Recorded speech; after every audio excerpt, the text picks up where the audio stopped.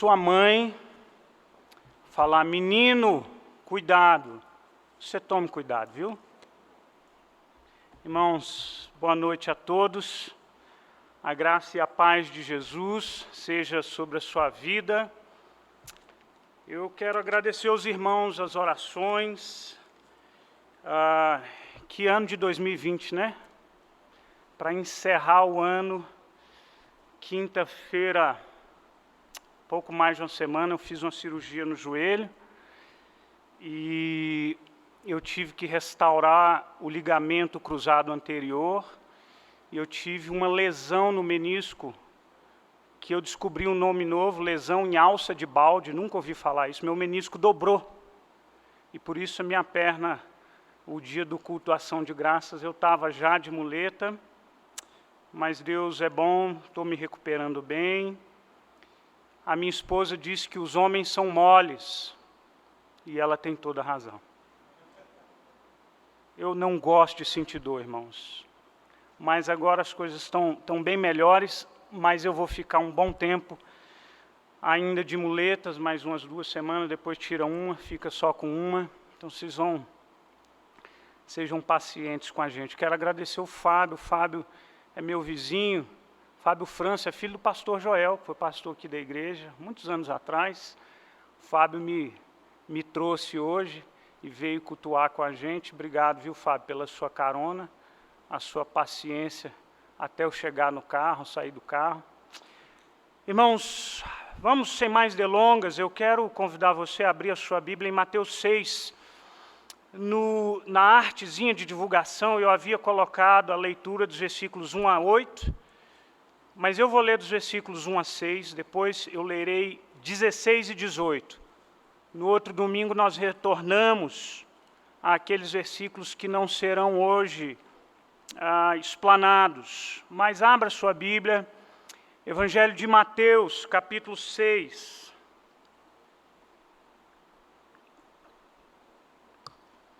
Evangelho de Mateus, capítulo 6, eu lerei dos versículos 1 até o versículo 6. Acompanha na sua Bíblia, por favor. Guardai-vos de exercer a vossa justiça diante dos homens, com o fim de serdes vistos por eles. De outra sorte, não teríeis galardão junto ao Pai Celeste. Quando, pois, deres esmola, não toques trombeta diante de ti, como fazem os hipócritas nas sinagogas e nas ruas, para serem glorificados pelos homens. Em verdade, vos digo que eles já receberam a recompensa. Tu, porém, ao dares esmola, ignore a tua mão esquerda o que faz a tua mão direita, para que a tua esmola fique em secreto, e teu Pai, que vê em secreto, te recompensará. E quando orardes, não sereis como os hipócritas, porque gostam de orar em pé, nas sinagogas, nos cantos das praças, para serem vistos dos homens. Em verdade, vos digo que eles já receberam a recompensa. Tu, porém, quando orares, entra no teu quarto, fecha a porta, orarás ao teu Pai que está em secreto, e o teu Pai que vem em secreto te recompensará. Agora vá com a sua Bíblia até o versículo 16. Nós vamos ler o 16, 17 e 18. Quando jejuardes, não vos mostrareis contristados como os hipócritas, porque desfiguram o rosto com o fim de parecer aos homens que jejuam. Em verdade vos digo que eles já receberam a recompensa. Tu, porém, quando jejuares, unge a cabeça e lava o rosto com o fim de não parecer aos homens que jejuas, e sim ao teu Pai em secreto, e teu Pai que vê em secreto te recompensará. Essa, Senhor, é a tua palavra, e nós clamamos que em nome de Jesus, pela mediação do Teu Espírito Santo, fala aos nossos corações. Amém. Irmãos, essa semana eu estava lendo um livro do Peter Scazzero, é um autor norte-americano que plantou uma igreja em Nova York. O livro chama Igreja Emocionalmente Saudável. Ele conta a história de um filme chamado O Apóstolo. Esse filme narra a história de um famoso pregador, história fictícia, tá? De um famoso pregador pentecostal chamado Euless Dewey. O seu apelido era Sonny, assim as pessoas o chamavam. E esse filme conta a história, retrata a história desse pregador, focando nas suas incoerências. O filme começa, e eu não vou dar o spoiler aí, mas se você for procurar, você acha esse filme, chama O Apóstolo. O papel principal é atuado por Robert Duvall e Farrah Fawcett, são dois atores bem conhecidos.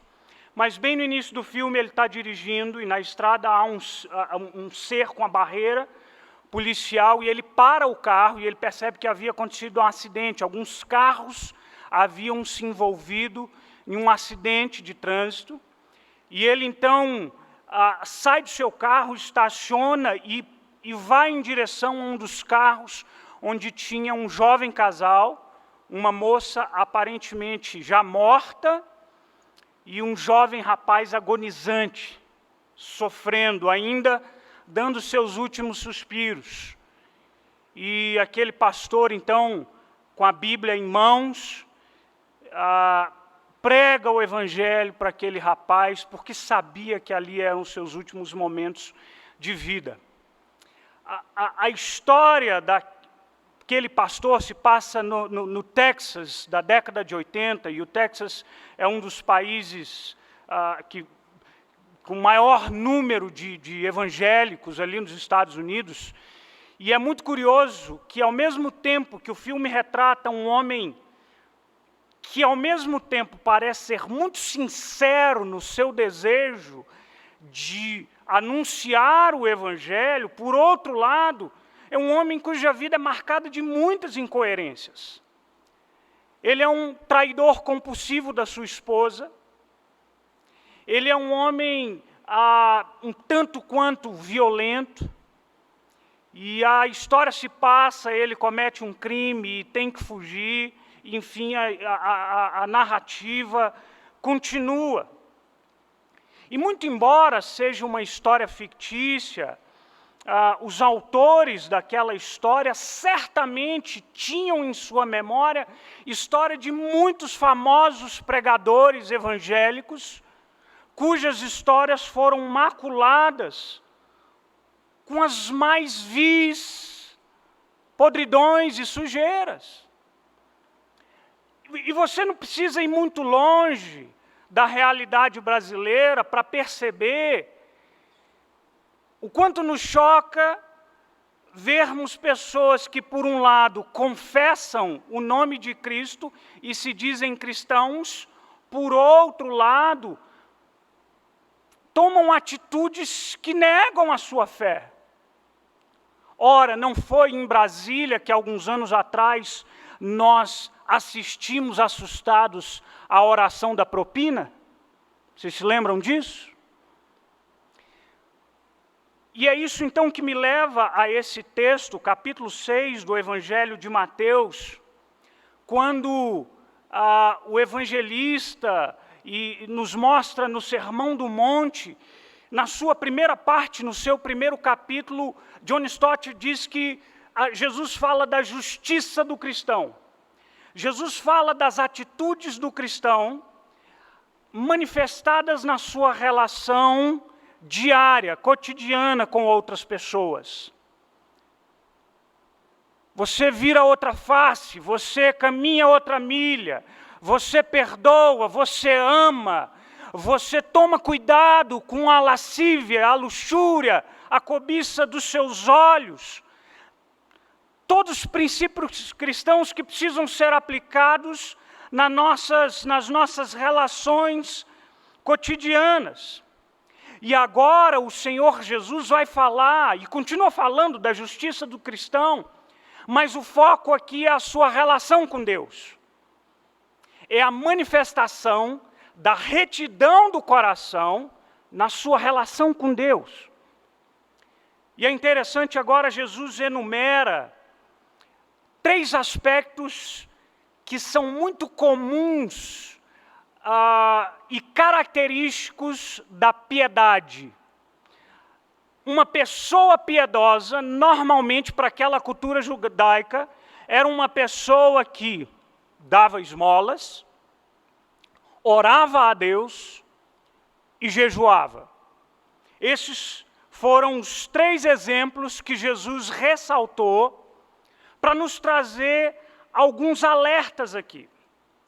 Eu acredito que o objetivo do texto, e o texto pode nos dar algumas ferramentas para nos ajudar a identificarmos incoerências.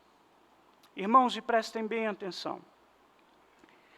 O exercício de tentar perceber as incoerências do viver cristão não são habilidades somente para os outros, ou para aqueles que cometem as mais terríveis atitudes. O potencial para a incoerência habita no meu coração, e habita no seu coração também, de forma sutil, como um levedo que fermenta a massa. E aqui então hoje à noite, eu queria repartir com você algumas instruções que eu acho que são ferramentas para a gente reavaliar se a nossa vida e o nosso viver é verdadeiramente um viver cristão. Então vamos lá. A primeira instrução para nós hoje à noite é: a verdadeira vida cristã se evidencia não somente nas atitudes, mas, sobretudo, nas motivações do coração. Eu vou repetir para você, uma sentença longa.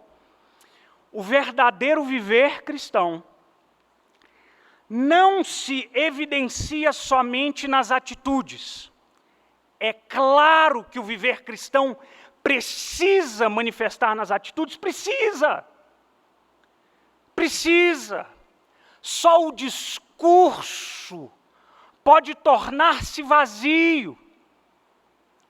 Tiago, quando escreve a sua carta, ele diz: ora, a fé sem obras é morta. A nossa fé precisa ser acompanhada de atitudes que corroborem, que assinem embaixo, que demonstrem a coerência. Mas eu quero ir além. O desafio da gente perceber se a gente tem um verdadeiro viver cristão é olharmos também para as motivações dos nossos corações. Irmãos, quando a gente olha para aquele judeu, à primeira vista, esses a quem Jesus chamava de... Rafa, a gente tem que prender essa rodinha aqui. Desculpe, irmãos.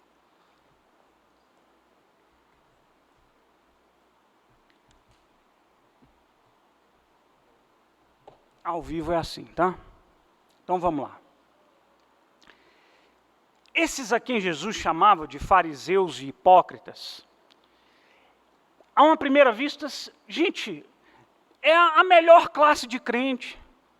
O sujeito é disciplinado, o sujeito é dedicado, é participativo. Mas acontece que Jesus desafia essa gente e mostra para eles que aquelas atitudes aparentemente diligentes, elas estavam escondidas debaixo de um coração podre. Essa turma jejuava, essa turma orava, essa turma dava esmolas, dava jejum de tudo que eles ganhavam, mas o coração era podre.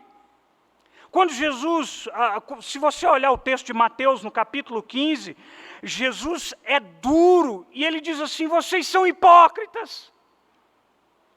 São hipócritas porque vocês estão tão preocupados com aquilo que é externo, mas vocês não percebem o coração de vocês. Jesus cita Isaías dizendo, este povo honra-me de lábios, mas o seu coração está longe de mim. Jesus continua dizendo lá nos versículos 18 e 19, mas o que sai da boca vem do coração, e é isso que contamina o homem, porque do coração procedem os maus desígnios, homicídios, adultérios, prostituição, furtos, falsos testemunhos, blasfêmias. Sabe o que eu quero chamar a sua atenção? Eu quero chamar a sua atenção para o fato de que você precisa olhar para o seu coração. O fato de você ser um assíduo frequentador dominical da igreja, talvez não seja suficiente para revelar o seu caráter cristão. O fato de você dar dízimo, o fato de você saber todos os hinos de cor, ou uma série de outras coisas que eu poderia enumerar aqui, ainda assim podem não ser suficientes para designar e para revelar um verdadeiro viver cristão. E aí eu quero desafiar você a olhar para o seu coração. Olha para as motivações do seu coração. O judeu orava, o judeu jejuava, o judeu dava esmolas, mas por trás, quais eram as motivações do coração? Sabe qual era a motivação do coração dele? A aprovação alheia. Vocês jejuam para serem admirados pelos homens. Vocês oram, e quando vocês dão esmolas, vocês tocam trombetas. Vira e mexe eu cito aqui o Pequeno Príncipe, né? Toda Miss Brasil já leu o Pequeno Príncipe, né? E tem aquele príncipezinho que mora num planeta e viaja de planeta em planeta, e um dos planetas que ele visita, ele encontra um habitante vaidoso. E aí quando ele chega lá, logo que ele pousa naquele planeta, o homem vaidoso diz assim, que bom, um admirador veio visitar-me. E aí então acrescenta o autor, porque os homens vaidosos sempre acham que os outros homens são os seus admiradores. Irmãos, o nosso coração é tão potencialmente desejoso da admiração dos outros. Como é bom receber um bom elogio, não é? E não tem nada de errado de você receber um elogio. Mas tem tudo errado quando você é viciado e dependente, e tudo que você faz é fruto de um coração motivado e desejoso de receber a aprovação daqueles que estão ao seu redor. E então Jesus começa no versículo 1 dizendo, guardai-vos de exercer a vossa justiça diante dos homens, a fim de ser vistos por eles. Vocês precisam ir além disso. A esmola, irmãos, é uma atitude, acho que é uma descrição aqui que vai além. Descreve a piedade, descreve o ato generoso e misericordioso de ajudar quem se precisa. Qual é a motivação do nosso coração? Ou a gente faz isso pelo puro prazer de ajudar quem necessita e pela alegria de glorificar o nome de Deus. Essa pandemia revelou muitos corações. Eu fico muito feliz que nesse período de pandemia, que foi um tempo muito triste, de muita gente passou por necessidades, mas a quantidade enorme de pessoas que pousavam de bons samaritanos nas suas selfies, não é?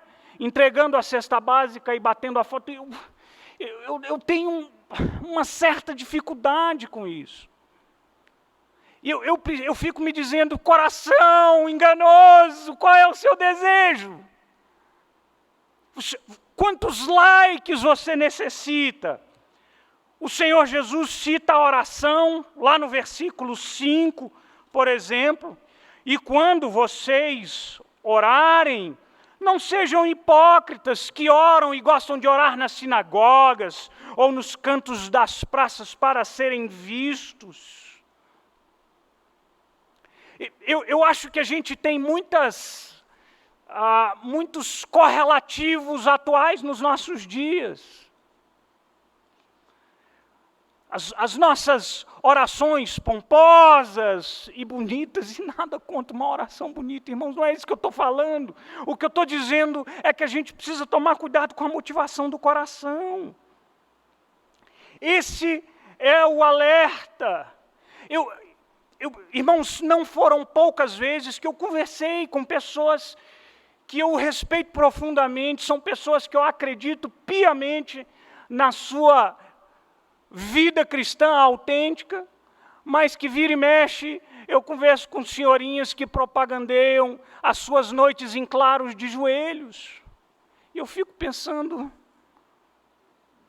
que bom que a senhora ora, mas divulgar não é tão bom, não é? Ou aquele que divulga a sua própria humildade, né? Você já ouviu, uma vez eu li algo do Tim Keller dizendo assim, a humildade ela é uma senhora tímida. Quando você começa a falar da sua humildade, logo ela vai embora, né? Ela desaparece. E no versículo 6, então, para vocês orarem, entram no teu quarto, naquele lugar secreto, sem tocar trombetas, sem chamar a atenção para que os outros não vejam. E o jejum? O Senhor Jesus havia pontuado a esmola, o Senhor Jesus havia falado da oração, agora Jesus fala do jejum. E ele diz assim que aqueles judeus, eles tinham a prática, obviamente que o jejum, a abstenção, sabe que deixa eu trazer uma definição pequena, a minha pequena definição sobre o que é o jejum. O jejum é a abstinência temporária de alimento, por um tempo limitado e com um propósito espiritual claro. Essa é a minha definição de jejum. É a abstinência temporária do alimento por um tempo limitado com um propósito espiritual claro. O jejum é uma prática veterotestamentária. A gente encontra no Antigo Testamento, muito embora, obrigatoriamente, só no dia da expiação. Mas os judeus, na época de Jesus, tinham o hábito de jejuarem 2 vezes por semana. E, obviamente, que a abstenção de alimento nos deixa mais fracos. Mas o judeu fazia questão de aparecer moribundo diante dos outros. Nossa, você está bem? Não é que eu estou jejuando há 5 dias. Que santo ele é. Essa era a prática. Irmãos, o jejum é uma prática, sim, que a gente precisa. Aliás, infelizmente, é uma prática muito esquecida por nós. Assim como o alimento é a nossa necessidade mais básica do corpo humano, o jejum é a privação desse suprimento. Sabe por quê? Porque quando nós jejuamos, nós estamos dizendo, Senhor, o Senhor é o nosso alimento. Eu dependo de Ti mais do que eu dependo de qualquer coisa. Jejum, como diz o reverendo Hernandes, é fome de Deus. É ato de entrega, de rendição, de dependência. Mas o alerta de Jesus é o mesmo para todas as ocasiões. Cuidado com a motivação do seu coração.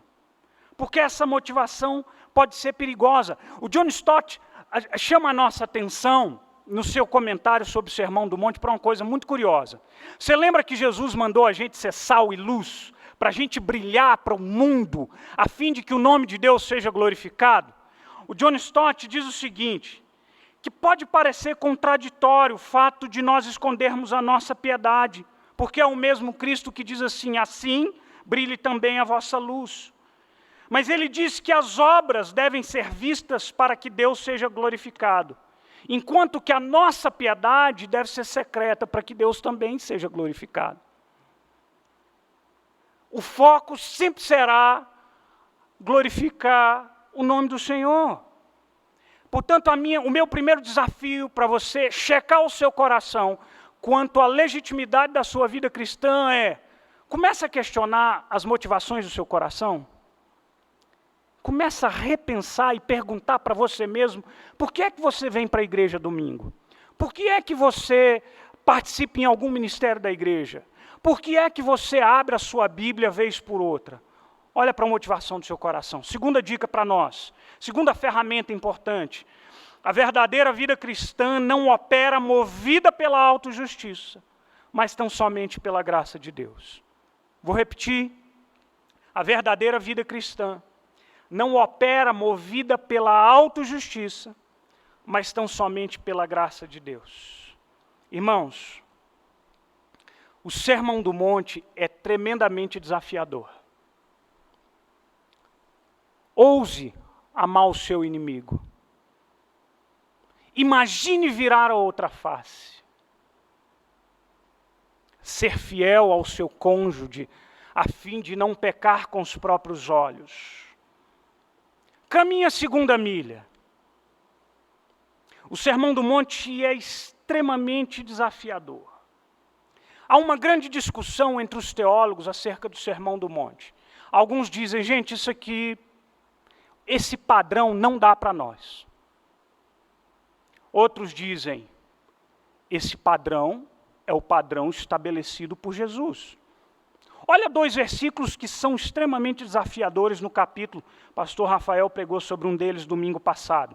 Capítulo 5, versículo 20, diz assim, porque eu vos digo que se a vossa justiça não excederem muito a dos escribas e fariseus, vocês não entram no reino dos céus. O outro versículo é capítulo 5, versículo 48, mais difícil ainda, portanto, sede vós perfeitos, como perfeito é o vosso Pai Celeste. E aí você pensa, estou enrolado. Eu penso assim também. Mas há um grande desafio. O desafio da vida cristã é que Jesus chamou a mim e a você para a gente viver uma vida excelente. Excelente. A perfeição é a meta, é o alvo. Precisa ser a nossa busca. Haverá tropeços, muitos, mas o alvo continua o mesmo. E é por isso que o apóstolo Paulo, quando escreve aos Filipenses, diz assim, não que eu já tenha recebido, ou tenha obtido a perfeição, mas eu prossigo para o alvo, para o prêmio da soberana vocação por Cristo Jesus. Irmãos, quanto a mim, eu não julgo havê-lo alcançado, mas uma coisa eu faço. Eu esqueço-me das coisas que para trás ficam e eu avanço para as que diante de mim estão. Você vai ser perfeito enquanto estiver nesse mundo? Não! Categoricamente não! Mas todos os dias você precisa levantar desejoso de ser uma pessoa melhor na sua vida. De olhar para Cristo e dizer, eu quero ser igual ao Senhor. Esse é o alvo. As exigências são grandiosas, mas presta atenção numa coisa. Presta atenção naquilo que é o cerne do Evangelho. Obedeça, não porque, através da sua obediência, não tenha a ilusão de que através da obediência você vai ganhar a sua justificação perante Deus. A salvação é pela graça. Está lá Efésios capítulo 2, leia. Mediante a fé, pela graça, não de obras, para que ninguém se glorie. A nossa salvação é pela graça de Deus. Não importa o quanto você faça, haverá imperfeição. Não importa o quanto você lute, haverá falhas. Não importa quão santificado você seja, haverá pecado. Mas uma coisa importa, você foi salvo nos méritos de Cristo, no sangue precioso de Jesus Cristo.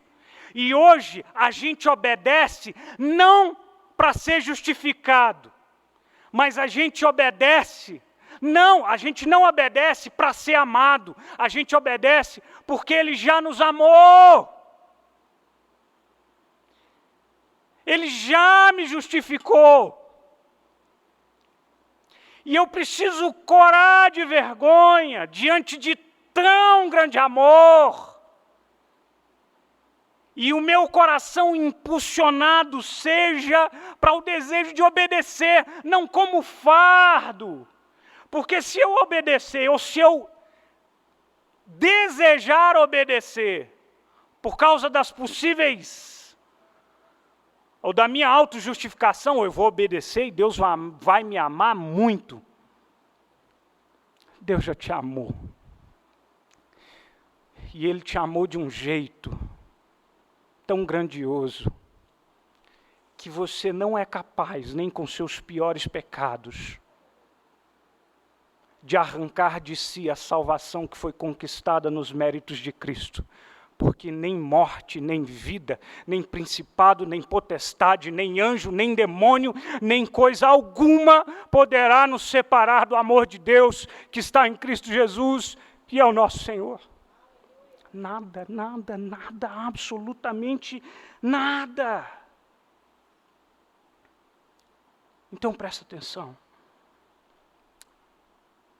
Sabe por que a gente vai obedecer? E errando, a gente ainda vai perseguir essa meta, esse alvo? Porque o Senhor colocou em nós o seu Espírito Santo e Ele nos capacita. Gente, tem hora que é difícil, não tem? Jesus, como é? Mas o Espírito Santo de Deus é o poder de Deus que te capacita, que te move. É o dínamos, é a palavra que é descrita em Atos, capítulo 1, versículo 8. Essa semana passada, eu descobri a biografia, a história belíssima de uma senhora chamada Corrie ten Boom. Uma senhora holandesa, ela nasceu em 1892, faleceu aos 91 anos, em 1983. Ela e a família vivenciaram os horrores da guerra nazista, do holocausto nazista. Era uma mulher crente, serva do Senhor. Ela e a sua família eram membros da Igreja Reformada Holandesa. 28 de fevereiro de 1944, toda a família de Corrie foi presa. Sabe por quê? Porque o pai dela, junto com toda a família, usou a sua casa para esconder judeus que eram perseguidos. Eles escondiam judeus para salvarem aquelas vidas. Corrie ten Boom, ela conta o seu testemunho num livro que foi publicado em português chamado O Lugar Secreto. 28 de fevereiro de 44, a família dela foi presa. Foram todos enviados para uma prisão na Holanda. 10 dias depois da prisão, seu pai foi assassinado.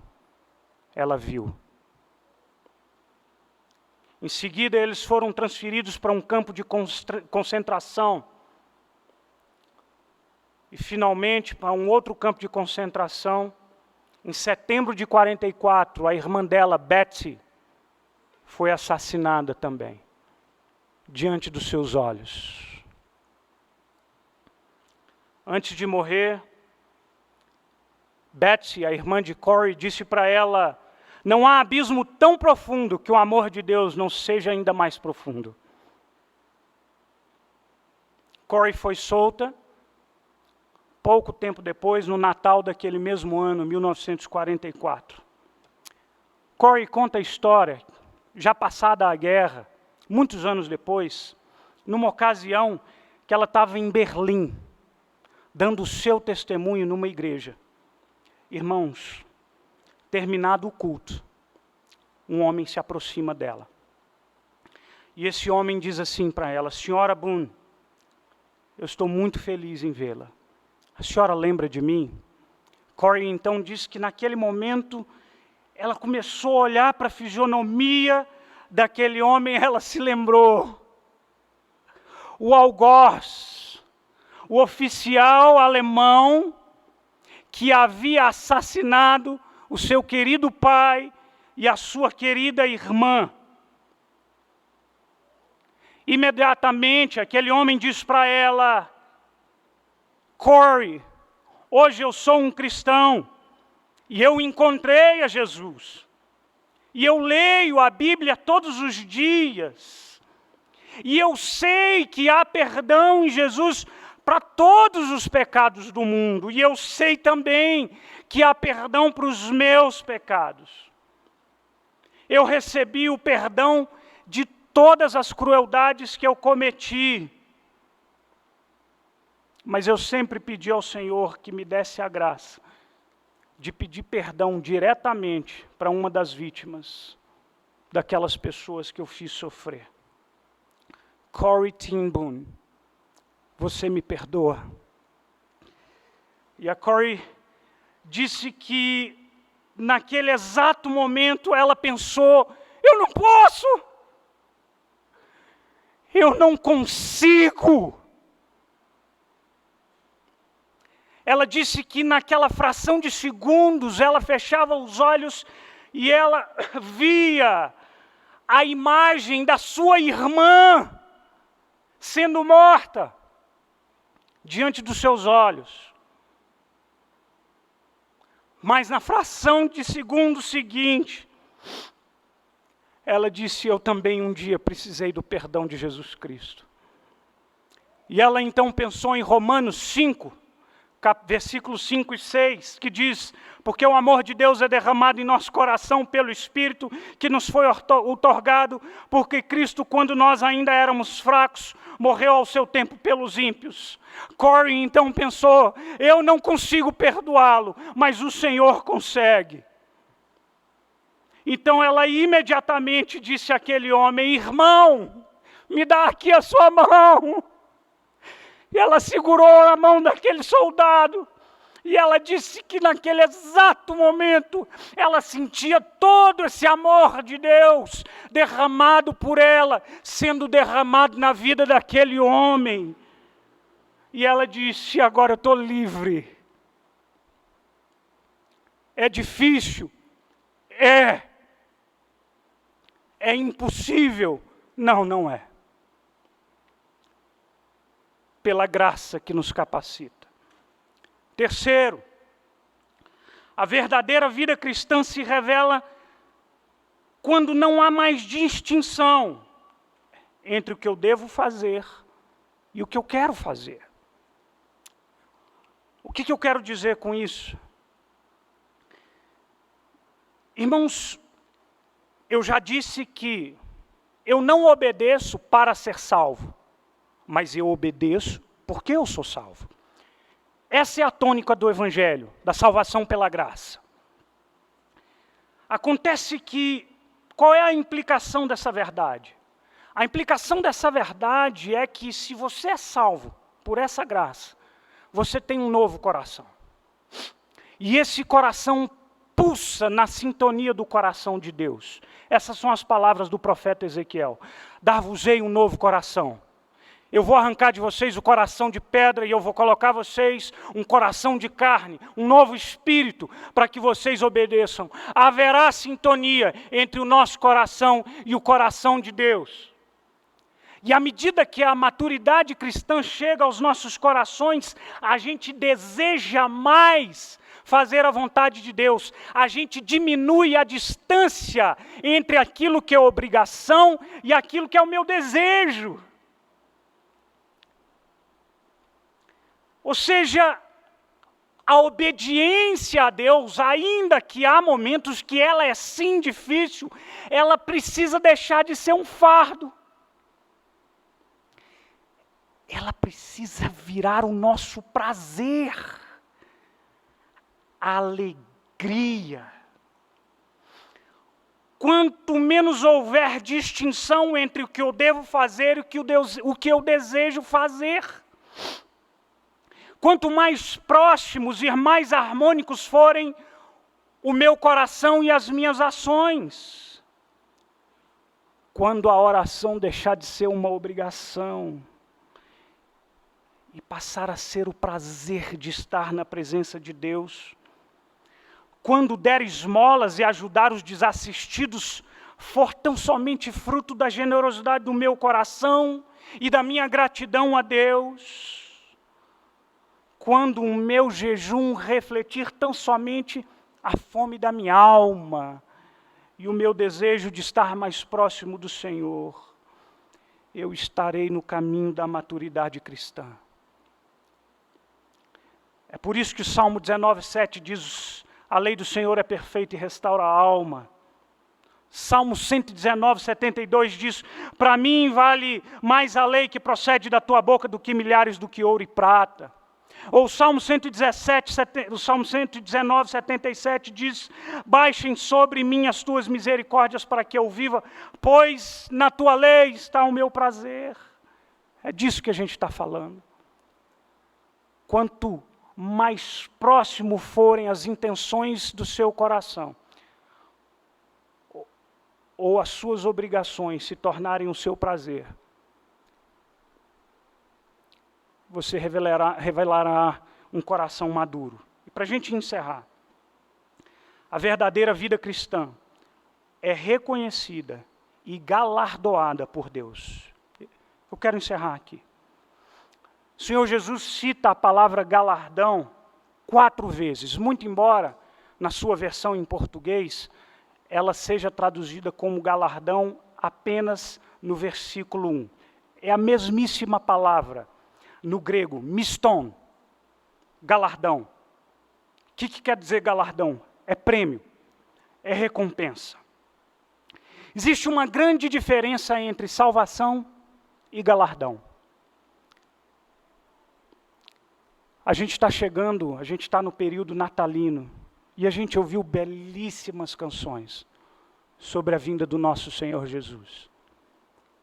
Esse foi o presente gratuito de Deus para você. Ele deu a nós o seu Filho unigênito, para exercer uma obediência que eu e você não somos capazes, para que através da sua vida justa, ele oferecesse sacrifício perfeito.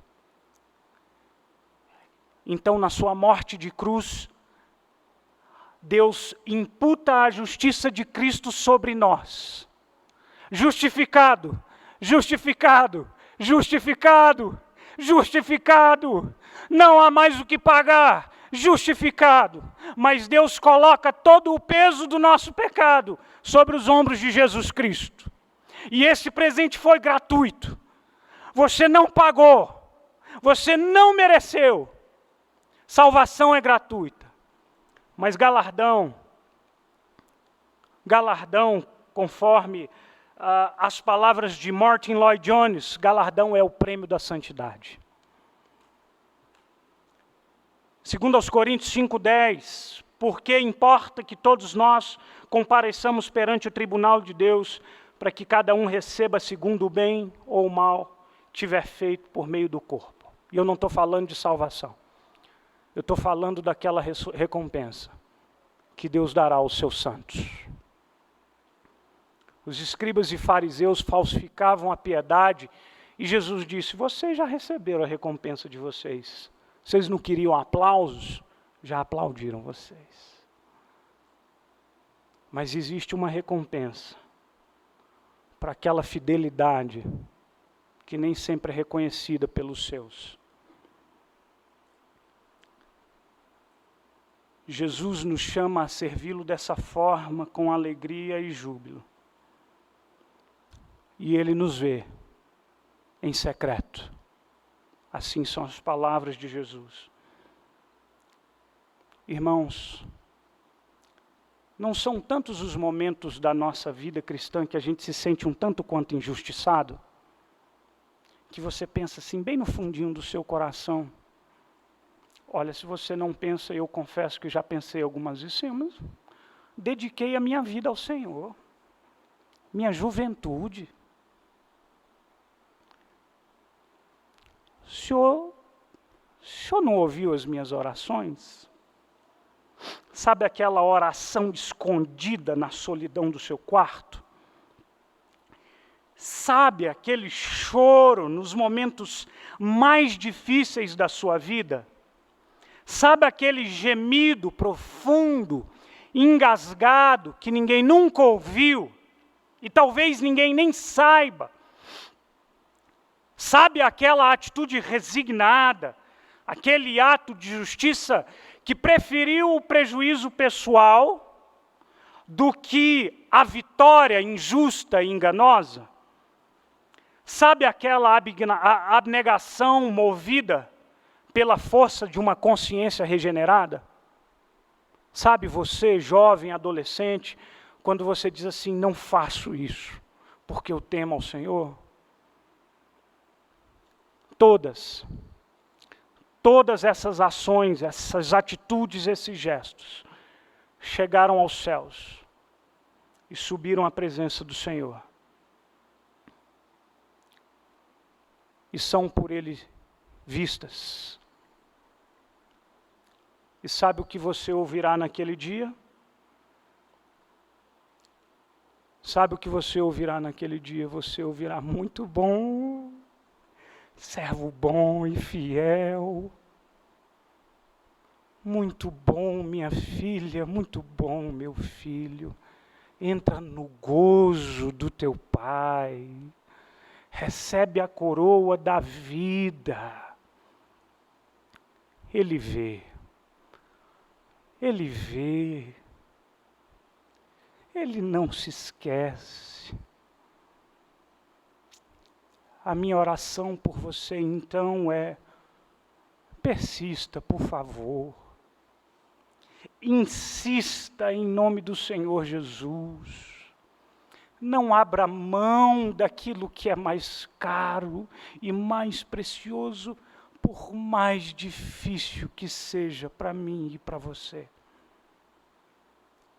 Porque o apóstolo Paulo disse, portanto, meus amados, sede firmes e inabaláveis, sempre abundantes na obra do Senhor, sabendo que no Senhor o vosso trabalho não é vão. Feche os seus olhos, vamos orar ao Senhor. Obrigado, Pai, por Tua santa palavra. Obrigado, Pai, pelo Teu cuidado em nós. Nos ajuda, em nome de Jesus. Nós hoje estamos aqui cantando hinos natalinos, glorificando ao Senhor, porque presente mais precioso nós já recebemos. E nós louvamos o Teu nome por isso. Louvores a Deus nas maiores alturas. E nós pedimos ao Senhor que nos fortaleça, para vivermos a vida que Tu desejas para nós. E o fazemos em nome de Cristo Jesus. Amém. E amém. Deus nos abençoe.